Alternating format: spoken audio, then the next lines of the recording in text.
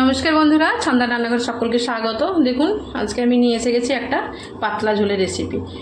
তো জিরে বাটা দিয়ে পাতলা ঝোল বানাবো। নিয়েছি একটা পটল কেটে নিয়েছি, ঝিঙে, আলু আর নিয়েছি এখানে পেঁপে, আর এখানে কেটে নিয়েছি পেঁয়াজ, টমেটো আর কাঁচা লঙ্কা, আর 2 পিস মাছ নিয়ে নিয়েছি। আজকের আমরা বুড়ো বুড়ি, আমাদের সরস্বতী নেই, কেউ নেই।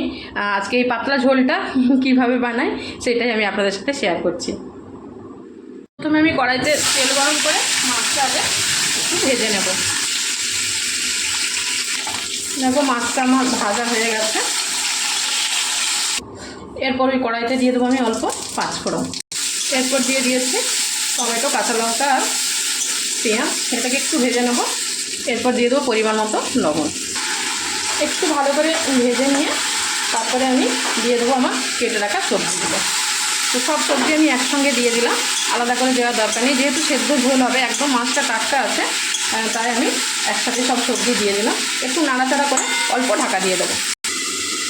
দেখো চাপা খুলে নিয়ে আমি ভালো করে একটু নেড়ে নেব, যাতে সবজিগুলো ভালোভাবে একটু ঝলসে যায় তেলের মধ্যে। এরপর দিয়ে দেবো জিরের বাটাটা, এরপর দিয়ে দেবো হলুদের গুঁড়ো। ভালো করে এইভাবে একটু কষিয়ে নিয়ে আমি পরিমাণ মতো জল ঢেলে দেবো, যেহেতু সেদ্ধ জল, বেশি ভাজার দরকার নেই। দিয়ে দিলাম পরিমাণ মতো জল। ফ্লেম বাড়িয়ে 10 মিনিট ফুটিয়ে নিয়েছি। তারপর আমি আরও কিছুক্ষণ আমি ফ্লেম কমিয়ে চাপা দিয়ে দেবো। পেঁপে আলুটা একদম সেদ্ধ হয়ে গেছে। দেখুন মাছ 2 পিস দিয়ে আমি আর অল্প ফুটিয়ে নেব। তো গরমের সময় একটা সুন্দর, খুব একদম উপযুক্ত রেসিপি।